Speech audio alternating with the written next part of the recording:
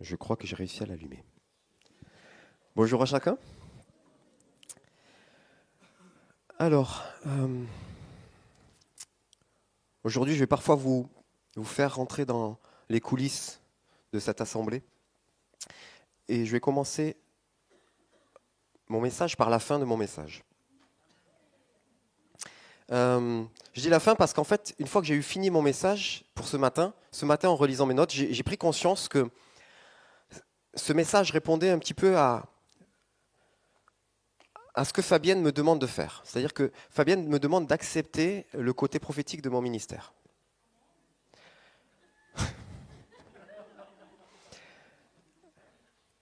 Simplement, il y a des prophéties qui sont plus simples et plus faciles que d'autres à vivre. Il y a des prophéties qui sont là pour exhorter, encourager, donner une direction. Et puis, il y a des prophéties qui sont là pour confronter. Vous imaginez donc facilement dans laquelle des deux catégories je me trouve. Alors quand on est surpris par un point qui est abordé, quand on est dérangé par un point qui est abordé, souvent on va faire un petit blocage, c'est normal, c'est humain. Et ce matin, je voudrais vous aider à ne pas rester bloqué.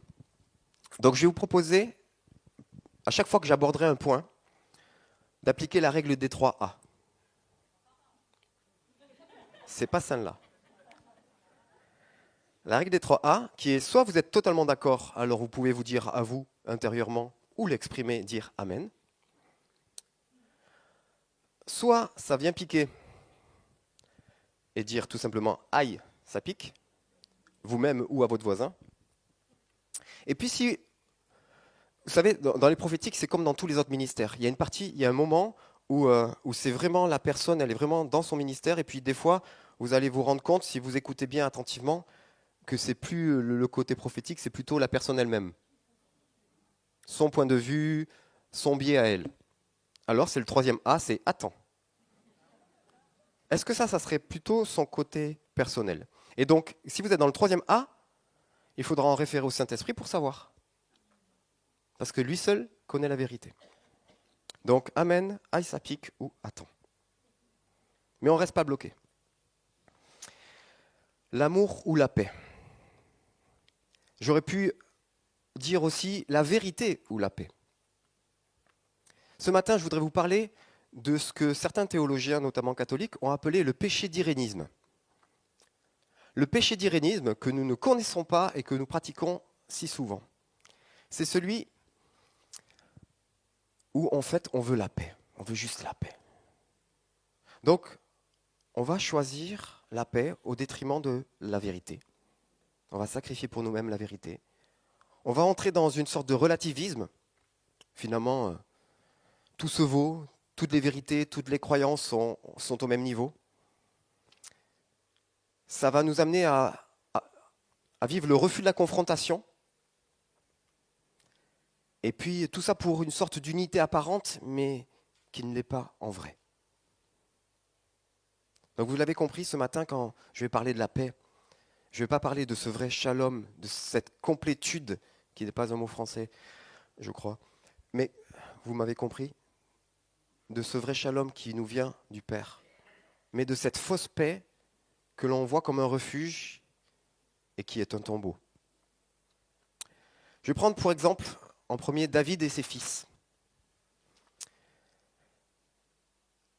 À cette époque, Adonijah, fils de David et de Haggith, on le trouve ça en 1 Roi 1, 5 et 6, exprimait son ambition et prétendant « c'est moi qui régnerai ».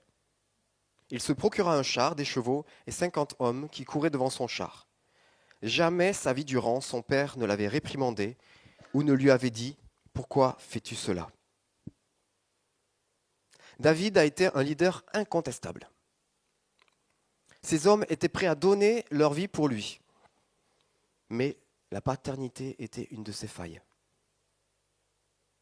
Rejeté par son père biologique, poursuivi et abusé par son beau-père, celui qui voulait sa mort, David a su pardonner et honorer Saül, par exemple, comme on a pu le voir dans d'autres partages. Mais les modèles paternels qui ont façonné sa vie étaient tellement défaillants que David semble s'être construit en opposition. Saül était contrôlant, lui ne reprenait aucun de ses enfants. Le résultat de cette absence de structuration dans la famille a entraîné toutes sortes de dérives, de manipulations, d'abus et de conflits au sein du palais royal. Je vais vous prendre quelques exemples et vous allez voir que Netflix n'a rien inventé et même ne va tellement pas aussi loin que le scénario de la vie de David et de ses enfants.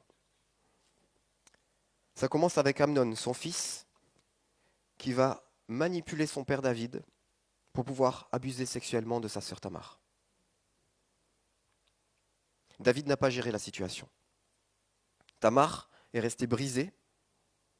Alors, Absalom, un autre de ses fils, s'est saisi de la vengeance.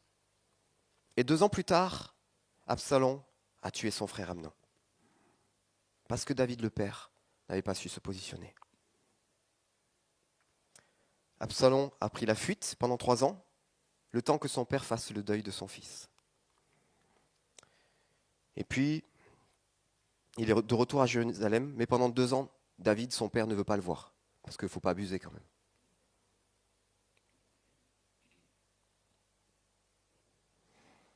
Et puis, par l'intermédiaire de Joab, il y a une réconciliation publique qui, en fait, est de nouveau un péché d'irénisme. On garde les apparences, mais en fait, rien n'est résolu. Alors, comme David n'a encore pas géré cette situation, son fils Absalom va venir prendre les femmes de son père. Puisque mon père ne se respecte pas en tant que père, pourquoi je le respecterai ? Donc je vais faire ce qui est le summum de l'irrespect envers mon père, aller prendre ses femmes. Je passe sur le détail du fait qu'il y en ait plusieurs. Et puis, étant donné que David n'a toujours pas géré cette situation, pourquoi Absalom s'arrêterait ? Alors il va plus loin. Puisque mon père ne se respecte pas en tant que père, pourquoi je le respecterai en tant que roi ? Et Absalom va vouloir prendre la place de son père. Et vers la fin de sa vie, parce que, encore une fois, David n'a pas géré la situation, il a fallu que ce soit Joab qui gère, et son armée qui gère ça pour lui, eh bien, un autre de ses fils, Adonijah, comme je l'ai lu en début, a voulu se faire roi à la place de l'héritier qui était Absalom. Tout ça à cause du péché d'irénisme. Tout ça pour préserver la paix. Une paix qui n'est que de façade. Sans le prophète Nathan, sans le fidèle chef des armées Joab, sans sa femme Bathsheba, que serait devenu Israël ? Ce qui a sauvé Israël, David a gagné le royaume d'Israël, mais il aurait tout perdu s'il n'avait pas eu Nathan, Joab et Bathsheba. David a souvent choisi une paix apparente à la place de l'amour véritable. L'amour véritable qui nécessite la discipline, la confrontation et la responsabilité. Le choix de cette approche passive face aux dérives de ses fils a été au détriment du bien-être à long terme de sa famille et de son royaume. Je vais prendre Hébreux 12. On prêche très rarement sur Hébreux 12. Vous n'avez pas encore résisté jusqu'à la mort dans votre lutte contre le péché, et vous avez oublié cette parole d'encouragement que Dieu vous adresse comme à des fils. Mon fils, ne prends pas à la légère la correction du Seigneur, et ne te décourage pas lorsqu'il te reprend. Car le Seigneur corrige celui qu'il aime. Il châtie tout ce qu'il reconnaît pour ses fils. Supportez vos souffrances, elles servent à vous corriger. C'est en fils que Dieu vous traite. Quel est le fils que son père ne corrige pas ? Et je vous propose que vous puissiez continuer ce texte qui n'est pas fini cette semaine, si vous le souhaitez. Aucun parent n'apprécie ce rôle de devoir reprendre, de mettre des limites au comportement de leurs enfants, et en cas de besoin de les sanctionner. Notre cœur de parent a juste envie d'aimer et d'être aimé. Souvent on entend « j'aime pas jouer à ce mauvais rôle ». mais pourtant celui-ci est structurant. Petite parenthèse, la différence entre sanctionner et punir. Je vais prendre un exemple professionnel pour éviter d'impliquer mes enfants dans l'histoire. Quand j'étais cadre dans le milieu éducatif, j'avais les mercredis après-midi 650 adolescents et jeunes adultes sous ma responsabilité. Et ils étaient dans un établissement scolaire, et ils avaient obligation de choisir une activité. On faisait tout ce qu'on pouvait pour qu'il y en ait pour tous les goûts. De la même façon que ce matin, je vais essayer de balayer un large spectre pour que chacun puisse en avoir pour lui-même. Il y en a qui doivent se dire, moi je ne suis pas un parent, à quoi ça me sert sa prédication de ce matin? T'inquiète pas, la suite ça vient pour toi. Donc on essaie qu'ils aient tout ce qu'il faut, qu'ils en aient chacun pour leur goût, leur appétence, leur don, leur talent. Et il y en avait toujours qui n'avaient pas envie, et donc qui s'enfuyaient. Sauf que moi ça me posait un problème. C'est que si j'ai un jeune qui se casse un poignet pendant un match de rugby, il n'y a pas de problème, je suis assuré, tout va bien. Si j'ai un jeune qui se casse un poignet au bord du Gers en se baladant avec ses copains au lieu d'être en activité, là j'ai des gros soucis. Et là je prends un exemple très factuel, mais j'ai d'autres soucis. Parce que l'enfant qui n'est pas en activité, l'adolescent qui n'est pas en activité peut faire des bêtises qui sont préjudiciables pour lui et pour les autres. Donc, mon objectif, c'est qu'il y en ait le moins possible qui fassent l'école buissonnière ce mercredi après-midi-là. La punition, elle était facile à trouver. La punition, c'est, hop, je te mets en salle d'études, 3 heures de colle. Mais ce n'est pas une sanction. Du coup, j'avais un super chef qui est venu me voir, il m'a dit, David, c'est bien, mais moi, je ne t'ai pas choisi comme éducateur pour punir les élèves, mais pour les sanctionner. Je veux que tes sanctions, elles soient éducatives, elles les poussent vers le haut, elles les poussent à s'améliorer, à se poser des bonnes questions. On n'est là pas pour dresser des élèves, mais on est là pour les élever et pour les voir grandir. Alors, j'ai profité d'être dans un établissement dans un établissement privé catholique, en sachant que j'avais le droit d'utiliser la parole, pour justement venir utiliser un autre moment où David a péché. Ce passage qu'on lit dans 2 Samuel, chapitres 11 et 12, dans lequel on peut voir l'histoire du roi David qui, restant flâné au palais, au lieu d'aller accompagner et diriger son armée à la guerre, s'est retrouvé à commettre l'adultère et à commanditer un meurtre. Et là, peut-être qu'il y en a qui sont agacés, parce que depuis tout à l'heure, je suis en train de démonter ce pauvre David. Ce héros de la foi, je suis en train d'en appuyer que sur ses mauvais côtés. Alors, peut-être que ça va piquer. Il y a la Bible pour enfants, avec des jolies images, et il y a la vraie Bible. Celle où il y a les images, c'est toi qui dois prendre le temps pour, après avoir ton imagination restaurée et transformée par Christ, bien entendu, te laisser aller à imaginer ce qui se passe en vrai dans le texte et te rendre compte de la réalité des choses.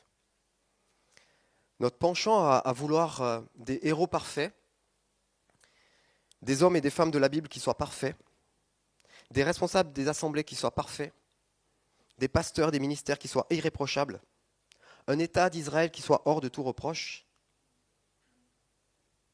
Ce penchant que nous avons, ça s'appelle l'idolâtrie.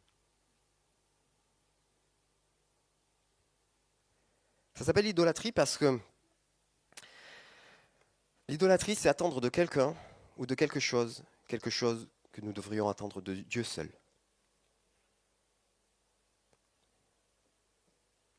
Qui est parfait? Qui est pur et sans tache?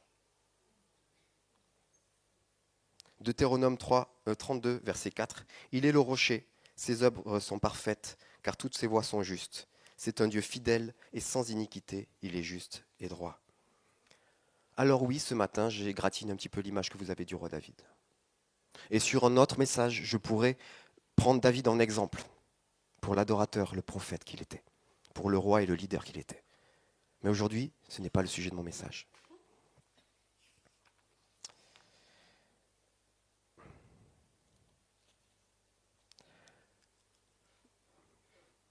C'est pareil avec nos parents.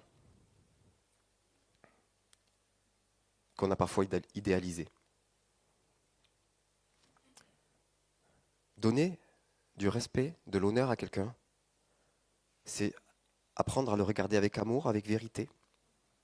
C'est faire grâce pour les défauts, apprendre à pardonner les offenses, et puis se positionner à juste distance en fonction de qui est cette personne, en fonction de ce qu'elle est capable de faire en bien ou en mal dans nos vies. Honorer ses parents, c'est se positionner à la juste distance. Honorer les personnages bibliques, c'est aussi se positionner à juste distance. Arrêter de les idéaliser et les regarder dans la réalité de qui ils étaient. Donc, je reviens à mon histoire. Dans ma salle d'études, qui était devenue une salle de colle, pour ces jeunes adolescents qui préféraient fuguer que mettre en action leurs dons et leurs talents. Donc je leur donnais ce passage biblique. Ah oui, je leur donnais en version accessible. Vous savez, je vous ai dit de laisser la Bible pour enfants, mais il y a plein de Bibles. Les évangélistes vont préférer la Bible en français courant. Les enseignants vont préférer celle plus proche possible de la parole. Puis les prophétiques et les pastoraux, ils vont aimer les versions augmentées où on va au fond des émotions, on va au fond de tout ce qui pourrait être déployé.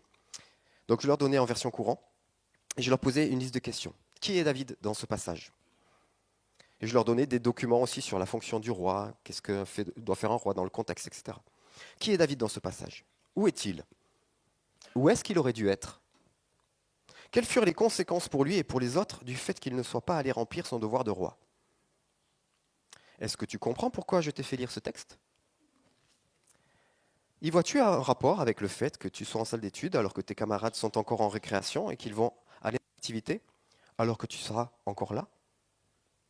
Explique en quelques lignes les rapports que tu vois. Où est-ce que tu seras mercredi prochain? Ainsi que quelques activités complémentaires pour tenir le temps qui allait durer l'après-midi. Le temps enfermé dans cette salle d'études, c'était juste une punition, l'expression du pouvoir de l'adulte sur l'enfant. Mais l'exercice qui accompagnait ce temps avait pour objectif qu'il puisse grandir dans sa compréhension du cadre et de son rôle. Le jeune qui fuyait l'activité pour flâner dans la campagne se mettait dans une position qui risquait de l'emmener à rajouter au mieux quelques bêtises et au pire à transgresser encore d'autres interdits, ayant de plus grandes conséquences. Je m'assurais que ce message soit bien compris avant de les renvoyer pour une récréation bien méritée. Chaque fois que j'ai eu un nouveau groupe d'enfants ou d'adolescents, j'ai accepté d'être celui qui dirait non, celui qui empêcherait, pour le bien de chacun, pour le bien de tous. Et chaque fois où par la grâce de Dieu j'ai su mettre en place ce cadre de sécurité, au sein duquel la liberté pouvait s'exprimer, les jeunes sont passés par 3 étapes successives à mon encontre. Détestation, respect, affection. Personne n'aime se voir limité. Mais quand une personne en responsabilité le fait de façon claire et bienveillante, nous finissons tous par la respecter. J'avais pour habitude de dire aux quelques parents inquiets du comportement potentiel de leurs enfants, ne vous inquiétez pas. Au bout de 3 jours, ils me verront comme le pire éducateur qu'ils n'ont jamais eu. Mais au moment de partir, ils souhaiteront me rajouter sur leur réseau social préféré. A contrario, tous mes collègues qui ont voulu être aimés par les enfants et les adolescents ont passé leur temps à courir après eux, à essayer de négocier les attitudes attendues, à se faire marcher dessus. Et n'ayant réussi à gagner l'amour des enfants, ils en ont souvent perdu le respect. Quand l'enfant va grandir, quand le cadre a été mis en place, moins il aura besoin de garde-barrière. Et cette barrière va évoluer en fonction de l'âge, avec comme objectif à terme, non pas d'avoir des jeunes qui ont seulement appris et à respecter le cadre, mais qui ont appris à en questionner la pertinence et à terme en établir un pour eux-mêmes. Comme l'a écrit un célèbre écrivain français, un homme, ça s'empêche. Mais pas par légalisme, par apprentissage dans la relation avec les autres et avec celui qui est l'accomplissement de la loi. avec les autres. Parlons-en maintenant. Il y a un verset qui est très perturbant, c'est celui de 1 Pierre 4, verset 8. Avant tout, ayez les uns pour les autres un ardent amour, car l'amour couvre une multitude de péchés. Et ce matin, je voudrais vous proposer de le mettre en parallèle avec un autre verset, celui de Jacques 5, verset 16. Confessez donc vos péchés les uns aux autres et priez les uns pour les autres, afin que vous soyez guéris. Et un peu plus loin, au verset 19, mes frères, si quelqu'un parmi vous s'est égaré loin de la vérité et qu'un autre l'y ramène, qu'il sache que celui qui ramène un pécheur de la voie où il s'était égaré sauvera une âme de la mort et couvrira une multitude de péchés.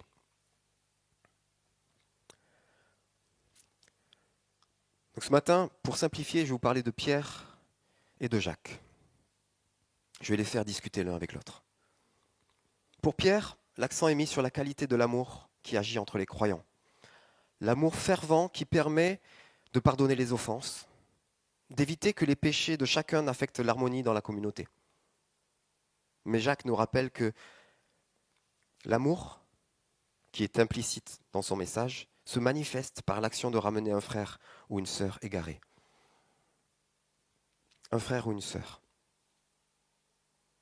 On a une facilité à critiquer les uns les autres.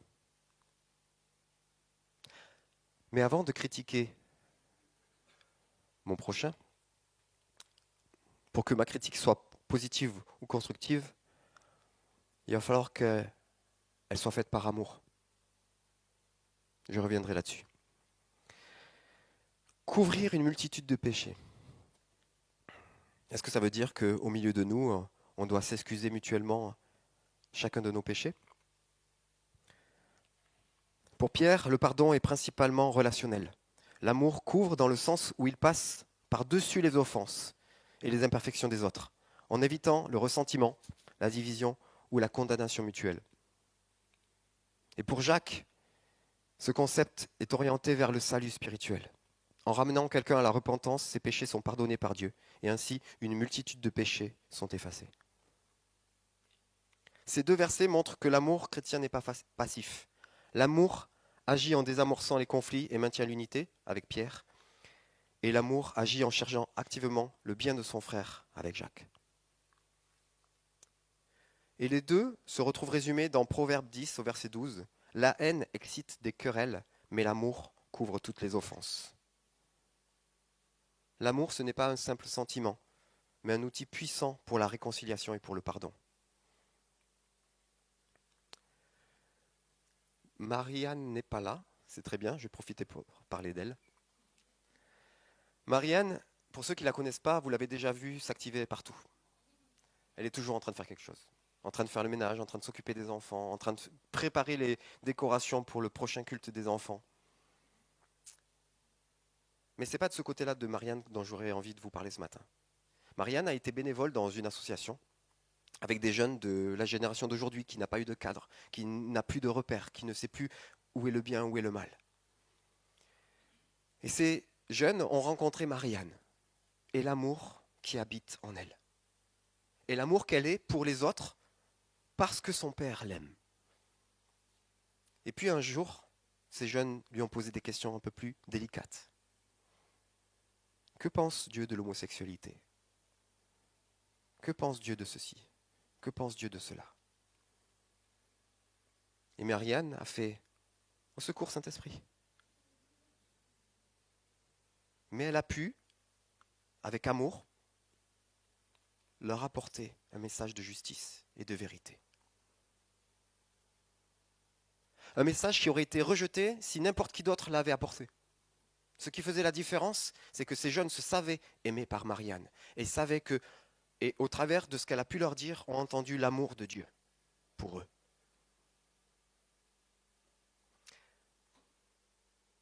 La vérité toute seule, c'est comme le vinaigre. C'est un caractère pur, c'est tranchant. Le vinaigre, dans sa forme brute, est puissant, piquant et peut même être agressif s'il est utilisé en excès. Et de même, la vérité, lorsqu'elle est exprimée sans considération pour les sentiments ou la situation de l'autre, peut blesser ou être mal reçue. Pourtant, le vinaigre a un pouvoir purifiant. Il est connu pour ses propriétés antiseptiques et nettoyantes. La vérité, même lorsqu'elle est dure, a le pouvoir de purifier, de révéler, de guérir, bien qu'elle puisse être difficile à accepter. Mais ce matin, je vous propose qu'on ne garde pas le vinaigre tout seul. On pourrait y rajouter du miel. Le miel équilibre l'acidité du vinaigre en ajoutant une douceur qui rend l'ensemble savoureux. L'amour adoucit la vérité, la rendant plus acceptable et plus transformative. Il ne change pas la vérité. L'amour attire, tout comme le miel enrichit un plat. Il donne à la vérité une dimension plus profonde, transformant ce qui pourrait être perçu comme une critique en une parole constructive. Dans un plat, le vinaigre et le miel créent un équilibre parfait. De même, dans nos paroles et nos actions, la vérité et l'amour doivent coexister. Une vérité sans amour devient dure et froide, tandis qu'un amour sans vérité devient insipide et vide. Et si on rajoutait des épices? On peut rajouter les fruits de l'esprit, le fruit de l'esprit, qui est l'amour, la joie, la paix, la patience, la bonté, la bienveillance, la foi, la douceur, la maîtrise de soi. Contre de telles choses, il n'y a pas de loi. Je vous ai parlé tout à l'heure de la critique. Comment sait-on si la critique est constructive ou destructrice? Il y a plein de façons. Mais celle de base, c'est que, j'aimerais te dire, n'accepte pas la critique de quelqu'un qui ne te démontre pas qu'elle t'aime. N'accepte pas la critique de quelqu'un qui ne t'aime pas. Et même, inversement, avant de donner une critique, constructive ou pas, à quelqu'un, pose-toi la question, est-ce que je suis en train de l'aimer en faisant ça? Est-ce que je l'aime assez pour lui dire cette vérité? Je vais prendre un autre exemple, mais vraiment très terre à terre. Si je suis un petit peu déshydraté et que je viens de boire un café, je n'ai pas amélioré les choses, je me suis encore plus déshydraté. Du coup, prolifèrent dans ma bouche certaines bactéries qui font que, on va se le dire, je vais puer de la bouche. Eh bien, à ce moment-là, si je suis à côté de mon épouse ou bien même de Léa, elle va gentiment me tendre un chewing-gum.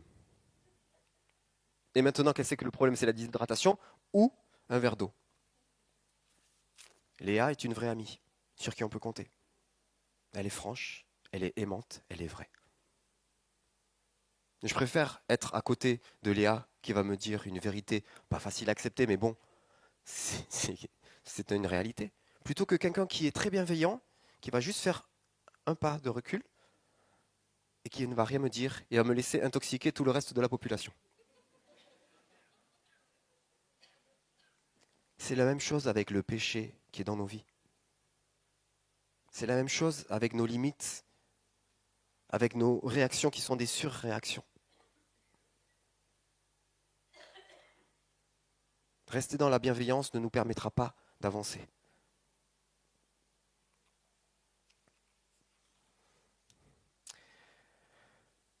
Je voudrais prendre un exemple, un autre exemple. On voit une vraie dispute dans la Bible. Une dispute entre deux apôtres. Truc un peu violent. J'ai dit une dispute, j'ai pas dit juste l'un reprend l'autre. Non, non, une vraie dispute. On trouve ça dans Actes 15, versets 36 à 41. Quelques jours s'écoulèrent, après lesquels Paul dit à Barnabas, retournons visiter les frères dans toutes les villes où nous avons annoncé la parole du Seigneur, pour voir en quel état ils sont. Barnabas voulait aussi emmener Jean, surnommé Marc. Mais Paul jugea plus convenable de ne pas prendre avec eux celui qui les avait quittés depuis la Pamphylie et qui ne les avait point accompagnés dans leur œuvre. Ce dissentiment fut assez vif pour être cause qu'ils se séparèrent l'un et l'autre. Et Barnabas, prenant Marc avec lui, s'embarqua pour l'île de Chypre. Paul fit le choix de Silas et partit recommandé par les frères à la grâce du Seigneur. Il parcourut la Syrie, la Cilicie, fortifiant les églises. Comment qualifiez-vous cette dispute? Est-ce que c'est dommage? ou est-ce que c'est un mal pour un bien? Je vous pose vraiment la question, ce n'est pas une question rhétorique. Que pensez-vous de cette dispute qui a eu lieu? Un mal pour un bien. Ah, il y en a qui connaissent la Bible. On pourrait se dire, c'est terrible, deux apôtres qui se séparent. Ils n'ont pas réussi à s'entendre, alors ils se séparent. C'est l'une des rares disputes dont nous ont fait part ceux qui ont écrit les premiers temps de l'Église. Paul a été déçu par l'attitude de Marc, et c'est un euphémisme. Quand il utilise le mot aphistémie pour dire que Marc les avait quittés, une traduction plus proche du mot serait qu'il les avait abandonnés, qui avaient déserté. C'est le même mot que Luc utilise au chapitre 8 et verset 13 du livre qui porte son nom, pour désigner ceux qui succombent au moment de la tentation. Donc c'est pas une petite dispute, c'est pas un petit point. Cette dispute a atteint littéralement son paroxysme avec la séparation des deux apôtres. Et justement, le terme qui a été traduit par dissentiment est celui qui, en fait c'est en grec paroxysmo, qui donna le terme paroxysme. Donc c'est pas une petite dispute. Ça a dû voler dans le salon. On a dû les entendre jusqu'à la maison d'à côté. Alors, est-ce que c'est parce qu'il semble être de sa famille? On a quelques indices dans la parole qui vont dans ce sens, que Barnabas ne veut pas abandonner Marc? Ou est-ce que Barnabas a réussi à voir quelque chose en Marc qui, au travers de ses limites et au travers de ses échecs, il dit non, moi j'abandonnerai pas ce bonhomme et je veux l'amener plus loin. Barnabas s'est donc positionné pour défendre Marc face à Paul. Alors là, on a en fait deux apôtres qui ont deux missions totalement différentes. Paul est un apôtre pour des communautés. Il réalise des missions de pionnier, des missions qui demandent de partir avec des personnes sur lesquelles il peut s'appuyer à 100%. Il faut qu'il soit en pleine confiance avec eux pour pouvoir partir, affronter ce qu'il doit affronter. Garder Marc, pour lui, c'est prendre un risque. Son appel à lui, c'est de permettre aux communautés d'entrer dans leur mission. Son appel est tourné vers la mission. L'apostolat de Barnabas est différent. Il est tourné vers les personnes. Son appel, lui, c'est de permettre aux autres d'entrer dans le leur. Là où Paul voit le potentiel dans les villes, dans les régions, Barnabas voit le potentiel dans les personnes.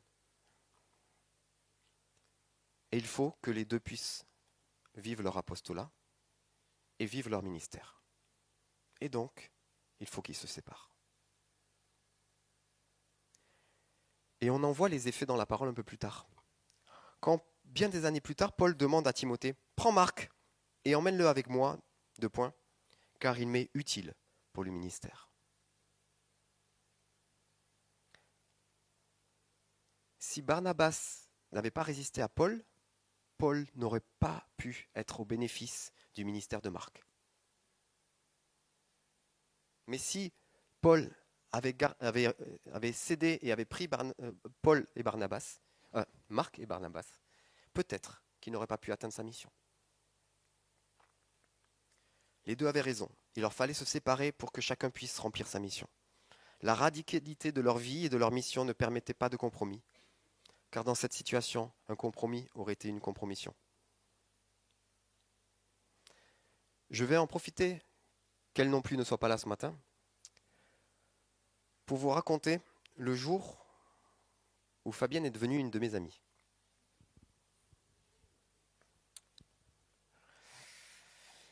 Ça reste entre nous.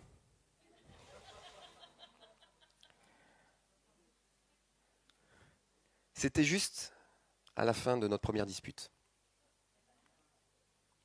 C'était il y a plusieurs années. À ce moment-là, je n'étais responsable de rien. Enfin, de moi. Dans cette assemblée. Et j'avais juste une veille le dimanche soir. Une veille à la maison de prière. Et moi, j'avais deux objectifs. Un temps de veille prophétique au pied du trône. Et puis, permettre à des personnes ayant un cœur d'adorateur, mais pas forcément une grande maîtrise de leur instrument ou de leur voix, de pouvoir grandir dans le service, dans un cadre sécure et bienveillant. Autrement dit, je repérais des gens, j'allais les chercher, je négociais pendant de longues minutes qu'ils acceptent de prendre le risque de venir avec moi. Il fallait que j'aille les chercher. Et puis, suite à des problèmes dans la maison de prière, avec l'équipe de direction de la maison des parfums, Fabienne et les responsables de l'époque ont pris la décision que pour cette saison, on ne pourrait plus laisser une liberté totale pour l'éveil. Et qu'il fallait qu'on puisse s'assurer que ça ne devienne pas n'importe quoi. Donc la nouvelle règle était qu'il faudrait désormais que ceux qui souhaitent faire partie des équipes passent par un entretien. Ce qui me posait un gros problème. C'est que moi, les personnes, je devais aller les chercher et les convaincre. Si j'avais demandé qu'ils passent un entretien, ça ne marche pas. Alors j'ai fait remonter mon problème par mail de ma difficulté avec cette décision. Et j'ai donc obtenu un rendez-vous au bureau du directeur. Un entretien avec Fabienne. Mais ça tombait très bien, parce que la veille de mon rendez-vous, j'en avais un autre. J'étais à ce moment-là dans une série de rendez-vous avec Françoise et Claude. Françoise et Claude, qui sont aujourd'hui les deux des responsables du pôle à la personne, qui prennent soin des gens. Et nous avons pu décortiquer ensemble ce qui me faisait réagir. Est-ce que les émotions dans lesquelles cette décision me mettait venaient résonner avec des valeurs ou avec des blessures? Si c'est nos blessures du passé qui font résonner nos émotions, alors nous avons besoin d'aller guérir ce bout d'histoire avec Jésus. A contrario, si ce sont nos valeurs qui résonnent avec ces émotions, c'est que c'est OK. Il faut apprendre à exprimer ces valeurs correctement, parce que ces valeurs sont défendues par ces émotions. Alors, avec ce rendez-vous avec Fabienne, on a pu parler de nos valeurs, des valeurs qui nous animent. On s'est donné le droit d'exprimer mutuellement ce qui compte pour nous, sans que cela vienne à être une difficulté dans la relation. Au contraire. Ce jour-là, pour moi, Fabienne n'était plus juste la responsable de cette assemblée, elle était une personne fiable, avec qui j'avais le droit d'être moi, et qui se donnait le droit d'être elle. Et parce que nous acceptions ça tous les deux, avec amour, nous allions pouvoir fonctionner ensemble pour le mieux. Mon premier patron a été un vrai patron. J'ai eu la chance de tomber vraiment sur un vrai patron. Un vrai patron avec qui j'avais le droit d'aller toquer à sa porte et lui dire « Georges, tu as pris cette décision, tu as sûrement de bonnes raisons, mais moi sur le terrain, c'est n'importe quoi. » En fait, je me retrouve dans des situations terribles. Je ne savais pas trop exprimer encore à cette époque-là, faire la part entre mes émotions, mes valeurs. Mais Georges était sûr de qui il était. Georges ne se sentait pas mis en danger par qui j'étais et par ce que j'avais à lui dire. Je n'avais pas encore pu faire le travail avec Claude et Françoise pour faire le tri entre ce que disaient mes émotions. Mais Georges, sûr de lui-même, ne se sentait pas remis en cause quand je venais le voir. Et il écoutait pourquoi j'étais en réaction. Et parfois, il me disait « Ouais, c'est vrai, David, tu as raison, on va changer ça. » Et des fois, il me disait « En fait, David, j'entends ce que tu me dis, mais à cause de telle et telle raison, on ne va pas pouvoir changer cette règle. En tout cas, pas pour le moment. » J'avais confiance en lui, je pouvais aller lui dire ma vérité sans risquer mon poste. Il avait confiance en moi, il pouvait me dire sa vérité, et derrière, j'allais assumer une décision avec laquelle je n'étais pas forcément d'accord. Mais la double culture de l'honneur qu'il y avait entre nous nous permettait de fonctionner en équipe. Proverbe 27, 17. Le fer aiguise le fer, ainsi un homme aiguise un autre homme. Le fer aiguise le fer. Mais pour aiguiser un fer, tu utilises une lime ou un marteau? J'ai un forgeron dans mon atelier. Il y a des moments où il faut façonner à coups de marteau. C'est très rare pour nos vies. Pour le faire, c'est obligatoire. Mais pour s'aiguiser, c'est des petits coups de lime, de plus en plus fines. Est-ce que tu fréquentes des gens qui viennent te limer un petit peu? Ou est-ce que tu fréquentes uniquement des personnes qui viennent te caresser? Mais des personnes qui viennent te limer en t'aimant. Moi, je vais vous dire une chose. Mon épouse Elisabeth, elle m'aime. Elle m'aime très très fort.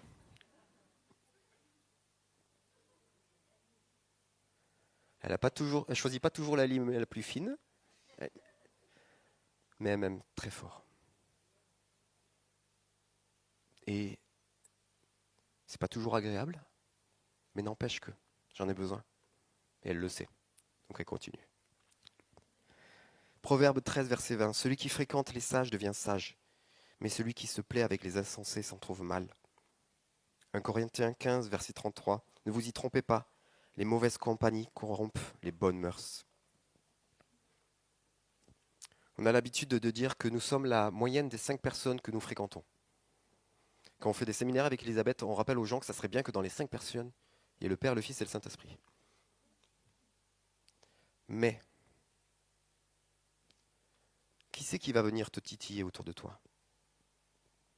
Si tu ne fréquentes pas d'évangélistes, personne ne va te défier, te motiver et t'inspirer pour témoigner plus autour de toi.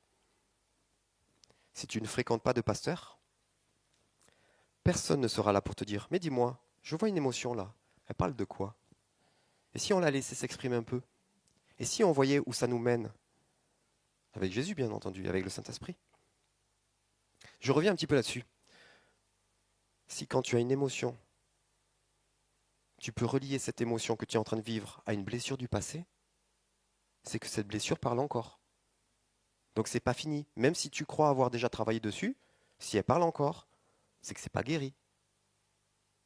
Fermez la parenthèse. Si tu ne fréquentes pas d'enseignants, qui va venir t'empêcher de tomber à tout vent de doctrine? Si tu ne fréquentes pas d'apôtres, qui va te pousser à sortir de ta zone de confort, à aller donner au monde les dons et les talents que le Père a mis en toi? Si tu ne fréquentes pas de prophètes, qui va te dire et qui te dit, que te dit Dieu au travers de tout ça? Si tu ne fréquentes pas l'église, fréquenter l'église, c'est pas juste venir ici. Fréquenter l'église, c'est fréquenter d'autres qui ont la même foi que toi, mais légèrement différente, avec une culture légèrement différente, et qui va venir te chercher là où tu es dans ta zone de confort, qui va t'empêcher de t'encrouter, qui va t'empêcher de vivre en métro boulot dodo. La semaine dernière, on a passé tout le week-end sur les ambassadeurs du royaume de Dieu. Mais s'il n'y a personne qui vient t'aiguiser, à quel moment tu vas pouvoir pénétrer cette société? À quel moment tu vas pouvoir toucher cette société? Éphésiens 4, verset 14. Afin que nous ne soyons plus des enfants, flottant et emportés à tout vent de doctrine, par la tromperie des hommes, par leur ruse dans les moyens de séduction, mais que, professant la vérité dans l'amour, nous croissions à tout égard en celui qui est le chef, Christ. C'est de lui, et grâce à tous les liens de son assistance, que tout le corps, bien coordonné, forme un solide assemblage, tire son accroissement selon la force qui convient à chacun de ses parties, et s'édifie lui-même dans l'amour. Nous avons besoin les uns des autres. Nous avons désespérément besoin de Dieu, de son amour dans nos vies. Mais nous avons besoin d'être le faire les uns pour les autres, dans l'amour. Pour que nous puissions vivre ce que Dieu attend de nous dans nos vies, dans cette ville, dans ce pays. Père, nous sommes ensemble devant toi et tu connais notre réalité à chacun. Tu connais les défis que nous traversons, tous ces endroits où nous aurions dû nous positionner et nous n'y arrivons pas, nous fuyons. Donne-nous le courage et l'amour pour que nous puissions vivre ta justice. Donne-nous cette dose d'amour qui va nous permettre d'aller confronter. Toi, tu as tellement aimé que tu as tout donné. Tu as tellement aimé que tu as donné ton Fils. Tu as donné ce que tu avais le plus précieux. Donne-nous cette dose d'amour qui va nous permettre, nous aussi, de donner à notre tour. Cet amour qui est le véritable amour, un amour qui, par amour, se sacrifie pour que d'autres puissent vivre Oui, c'est pas agréable. Oui, c'est insupportable. Mais avec ton amour, nous pouvons le faire. Viens nous apprendre, Seigneur, à doser notre vinaigre et notre miel. Que nous ne soyons pas simplement irritants, que nous ne soyons pas un sujet de scandale, mais que nous puissions, par ton amour, apporter une parole qui vient trancher. Tu l'as dit que tu n'étais pas venu apporter la paix, mais l'épée qui vient tranchante par amour, vérité et justice. Apprends-nous, Seigneur. Viens nous aiguiser. Aiguise-nous les uns les autres pour que nous puissions, avec amour, vérité et justice, être, nous aussi, ce que tu as besoin que nous soyons pour ce pays, pour cette ville, pour nos familles. Enlève les voiles de nos yeux qui nous empêchent de voir la vérité. Enlève ces voiles par ton amour, Seigneur. Ce matin, nous voulons choisir l'amour et nous vivrons la paix. Mais nous choisissons l'amour. Nous ne choisissons pas l'amour qui est mièvre, mais ton amour, Seigneur. L'amour pur et véritable. Celui qui vient nous défier. Celui qui vient nous relever. Celui qui nous envoie. Père, nous avons désespérément besoin de toi. Merci Père pour ton amour. Merci Seigneur pour ton amour. Merci Jésus pour ton amour.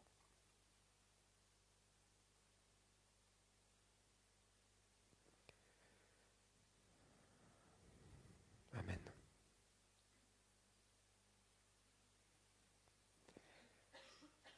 Chers amis, j'espère ce matin ne pas vous avoir simplement piqué et irrité. J'espère que vous avez senti l'amour qui me pousse à ne pas être toujours agréable. Que cet amour puisse grandir encore dans nos vies, que nous puissions apprendre à doser correctement entre le vinaigre et le miel, entre la vérité, l'amour et la justice. Merci Père parce que tu nous accompagnes toute cette semaine. Soyez bénis dans ce temps d'échange entre vous. Soyez bénis vous qui étiez en ligne pendant ce temps. Je vous souhaite une bonne semaine. Et puis, à très bientôt. Et n'hésitez pas à nous raconter et à raconter aux autres les évolutions que le Père met au travers de vos vies. Soyons des encouragements les uns pour les autres. Ne passons pas d'un message à l'autre, mais vivons-les pleinement. Est-ce que certains, avec le message de Fabienne il y a 15 jours, ont pu vivre un peu plus cette dimension contemplative du Père? C'est pas donné à tous. Moi, je suis pas vraiment contemplatif. Mais ça vient me défier. Est-ce que je dois refuser tout parce que juste ça vient pas répondre à ma culture et à qui je suis? Non, je prends ma part. Est-ce que vous avez été défié la semaine dernière par le message de Rodrigue qui nous pousse à être vraiment acteurs dans cette société? Est-ce que vous allez prendre le message qui va venir dimanche prochain et juste l'écouter ou le mettre en action? À vous le job. Bonne semaine à chacun, soyez bénis. Au revoir les amis.